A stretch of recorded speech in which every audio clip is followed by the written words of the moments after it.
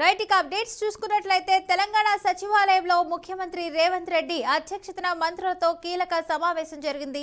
సుమారు 3.5 గంటల పాటు సాగిన ఈ భేటీలో అసెంబ్లీ సమావేశాలు నిర్వహణ, స్థానిక సంస్థల ఎన్నికలు, జీహెచ్ఎంసీ విస్తరణ వంటి ప్రధాన అంశాలపై అయితే లోతైన చర్చ జరిగింది. ఇక రాష్ట్ర శాసనసభ సమావేశాలను ఈ నెల 29వ తేదీన ప్రారంభించాలని ప్రభుత్వం నిర్ణయించింది.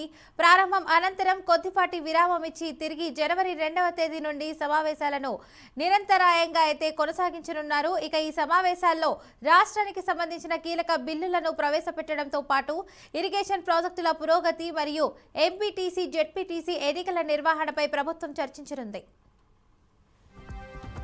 పాలనను మరింత పకడ్బందీగా మార్చే క్రమంలో భాగంగా జీహెచ్ఎంసీలో చుట్టుప్రక్కల ఉన్న మున్సిపాలిటీల విలీనంపై మంత్రులు సమావేశంలో చర్చించారు. ఇక కొత్తగా ఏర్పడబోయే డివిజన్ల ఏర్పాటు మరియు పరిపాలనాపరమైన మార్పులపై మంత్రులకు ముఖ్యమంత్రి రేవంత్ రెడ్డి వివరించారు.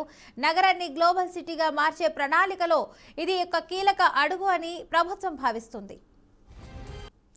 ఇటీవల ముగిసిన సర్పంచ్ ఎన్నికల్లో ప్రభుత్వానికి ప్రజల నుండి పూర్తి మద్దతు లభించిందని ముఖ్యమంత్రి రేవంత్ రెడ్డి ఈ సందర్భంగా సంతృప్తి వ్యక్తం చేశారు. అయితే పంచాయతీ ఎన్నికల సమయంలో జరిగిన కొన్ని పొరపాట్లను ప్రస్తావిస్తూ రాబోయే ఎంపీటీసీ, జెడ్పీటీసీ ఎన్నికల్లో అవి పునరావృతం కాకుండా చూడాలని మంత్రులను హెచ్చరించారు.